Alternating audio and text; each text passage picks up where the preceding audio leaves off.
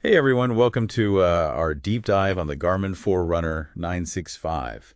We're going to be looking at two sources you sent us, a review from DC Rainmaker and a user comment on the 5 Runner blog. Oh, nice choices. Yeah, and the 965 is interesting because it came out so soon after the 955. Yeah, just 9 months later. So is it a worthwhile upgrade? That's what we're going to figure out today. Sounds good. I think one of the most interesting things about this release is that it really shows how competitive the market for high-end sports watches is. Garmin's not just adding features for the sake of it. They're really trying to keep up with what users want and respond to what the competition's doing. Right, and I think the first thing that really jumps out at you with the 965 is the new look. They've finally added AMOLED displays to the Forerunner line. Yeah, no more of those MIP screens. Exactly. Think vibrant colors, super sharp, and the maps look so much better, more detailed. And that resolution boost is huge. From 260 by 260 pixels to 454 by 454 pixels. It's not just about aesthetics, though. It makes a real difference in how easy it is to read the data, especially when you're working out. Imagine checking your pace or heart rate without having to stop or squint. Yeah, that's a good point. And they've managed to make the watch case thinner, even though the screen is actually bigger at 1.4 inches. Oh, wow. I know, it's crazy, right? They also added a titanium bezel, so it looks and feels much more high-end. That's cool. And the best part is they've done all of this without adding much weight compared to the 955. It sounds like Garmin's really stepping up their game in terms of design with the Forerunner. It's not just a fitness tool anymore. It's a stylish watch you could wear anywhere. I totally agree. But how about the software? Did they change anything to go along with the new look? From what I've read, they've mostly kept the same software as the 955, which makes sense. The 955 software was great, so why change it if it ain't broke? Yeah. They did make some small improvements, though, like smoother animations and a more colorful interface, which really complements that AMOLED screen. Yeah, you can definitely see those improvements in the review. Even just scrolling through the menus or checking notifications is more fluid and fun. Yeah, it's all about making the watch enjoyable to use, whether you're tracking a workout or just checking the time. Absolutely. Now, I'm sure some people are wondering about the battery life. AMOLED screens are known for draining battery pretty quickly. So did Garmin manage to make the battery last? That's always the trade-off. But it sounds like they did a good job. DC Rainmaker said he got 6 to 7 days of use with the always-on display turned on, Wow, that's actually impressive. especially with that bright AMOLED screen. Yeah, and if you switch to gesture mode, where the screen only lights up when you raise your wrist, you can get it to 23 days. That's incredible for an AMOLED watch. Most smartwatches don't even come close. So it sounds like the 965 can easily handle multi-day adventures without needing a charge. Definitely. And speaking of adventures, the 965 has activity profiles for a ton of different sports. Running, cycling, swimming, hiking, even disc golf. Wow, they really do have everything covered. And I know you're a big mention-specific sport based on listener material fan. You'll be happy to know the 965 has some pretty cool features for that. We'll talk more about that later. Looking forward to it. Especially for endurance athletes, the 965 has some really great features. Things like Stamina Climb Pro and advanced navigation. So it's a great choice for long-distance training and races. Perfect. And of course, we can't forget about accuracy. ZC Rainmaker raved about the GPS precision in his review, specifically the SATIQ technology. So how does that actually work? Well, SATiQ is a smart feature. It basically switches between multi-band and standard GPS modes depending on the signal strength. Wait. If you have a clear view of the sky, it'll use standard GPS to save battery. But if you're in a tougher environment, like a dense forest or a city with tall buildings, it'll automatically switch to multi-band GPS for better accuracy. So it's like it's choosing the best of both worlds, accuracy and battery life. Exactly. That's really clever. But other brands are starting to catch up to Garmin in terms of GPS accuracy. So how does Garmin stay ahead? Garmin's been making reliable GPS devices for a long time, and they've always been known for their accuracy. Especially in tough conditions, it's hard to beat that kind of track record. That's true. Okay, so we know this watch can track our movements with great precision. Now let's talk about some of the features that help you understand your training load and recovery. The 965 comes with advanced metrics like training readiness, HRV status, and acute load. And there's a new metric called training load ratio. It basically compares your recent training load to your long-term average.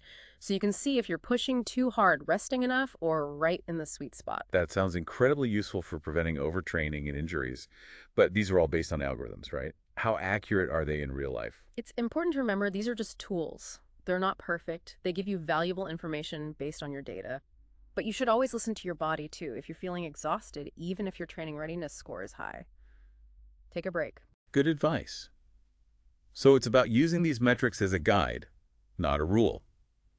Speaking of exciting new features, I was super excited to see that the 965 can capture running dynamics without a chest strap. Oh, yeah, me too. I mean, that's amazing, right? It is. It's a big deal for a lot of runners. It means you can get insights into your running form without having to wear that extra strap.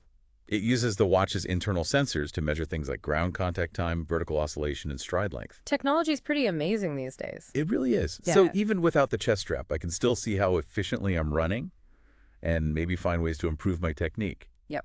Now, the data might not be quite as precise as what you'd get from a chest strap, especially for the more technical metrics, but it's still really valuable information for most runners. It's all about finding that balance between convenience and data accuracy, for sure. Now, I'm curious about the things the 965 doesn't have. The review mentioned that it's missing LTE connectivity ECG and a speaker and microphone. Those are some interesting omissions. I think Garmin's trying to keep the Forerunner separate from their more expensive Phoenix and Epix watches. Those watches do have all those features. Right. But I wouldn't be surprised if we see some of those features on future Forerunners as technology evolves. Yeah, it's like they're trying to offer different levels of features for different budgets. Exactly. Okay, so let's quickly recap what we've covered so far. The Garmin Forerunner 965 is a stylish and sleek upgrade from the 955. It has an awesome AMOLED display, top-notch GPS accuracy, and advanced training metrics like training load ratio and wrist-based running dynamics. And it has great battery life, even with that power-hungry screen. It's a really great option for athletes who love data and want a premium experience without sacrificing performance or battery life. I agree. But the big question is it worth the upgrade? Especially considering the price. We'll explore that in the next part of our deep dive. So you mentioned that AMOLED display. It's a really big change, not just for Garmin, but for sports watches in general. AMOLED gives you much richer colors, deeper blacks, and higher contrast, which makes everything look better. From the workout data to those map details. Yeah, it's kind of like the difference between watching a movie on an old VHS tape and then seeing it remastered in HD, and that always on display. It's a game changer. You don't have to keep waking up the screen just to check the time. Yeah, I bet that was a big challenge for Garmin, balancing that visual appeal with battery life. But it sounds like they did a good job based on the battery life figures. Definitely. Now, I know you love data, so let's dive into those advanced training metrics. You mentioned training load ratio earlier, which is new on the 965. Can you explain that a bit more? Sure. Training load ratio basically compares your short-term training stress, like from the past 7 days, to your average training load over the last 4 weeks. And it gives you a ratio. 1.0 means you have a balanced load. Okay, so if my ratio is higher than 1.0, does that mean I'm pushing too hard and I need to back off a bit? Yeah, it could. It doesn't always mean that's a bad thing. You need some overload to improve. But if your ratio is consistently high, like above 1.2, that might be a sign that you're heading toward burnout or injury. I see. And on the other hand, if your ratio is below 1.0, you might not be training hard enough to see real progress. It's like having a little coach on your wrist telling you to take a break or push a little harder. Exactly. Now, the 965 also has that training readiness feature, which is a bit different, right? Right. Training readiness looks at a lot more factors like sleep quality, recovery time, HRV status, recent training load, even stress levels. It gives you a score that shows how ready your body is for a hard workout. So it's not just about how I trained yesterday, it's about how well I've been recovering overall. Exactly. That's pretty cool. Yeah, and this is where Garmin really shines. They're using all their knowledge of physiological data to give you really useful insights. It's like they're taking all that complex data and turned it into a simple message. Like, go get them, or maybe take a rest day. Now let's talk about those built-in running dynamics. I'm still amazed that they got rid of the chest strap. I know, it's pretty awesome. It's a game changer for so many runners. It means you can learn about your running form without wearing an extra device. Yep.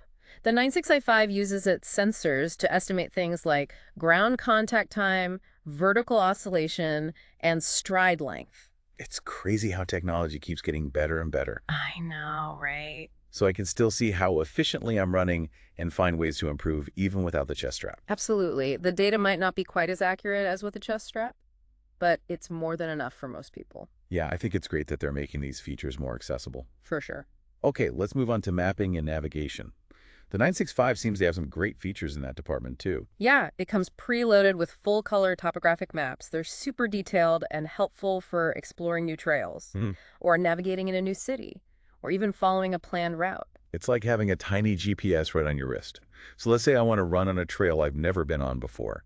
Can the 965 actually guide me? Oh yeah, definitely. You can create courses on Garmin Connect or import GPX files from other places. Once you load the route onto the watch, it gives you turn-by-turn directions, so you won't get lost even if you go off the beaten path. Wow, that's really impressive. So I could just load up a trail map and head out into the wilderness without worrying about getting lost. Exactly. There's even a feature called Next Fork. It shows you how far it is to the next trail junction, even if you don't have a specific route loaded. It's really helpful for staying oriented, especially on trails with lots of intersections. It sounds like the perfect adventure companion. It is. But what about battery life when you're using all these features? Can it handle a long outing with GPS and navigation running?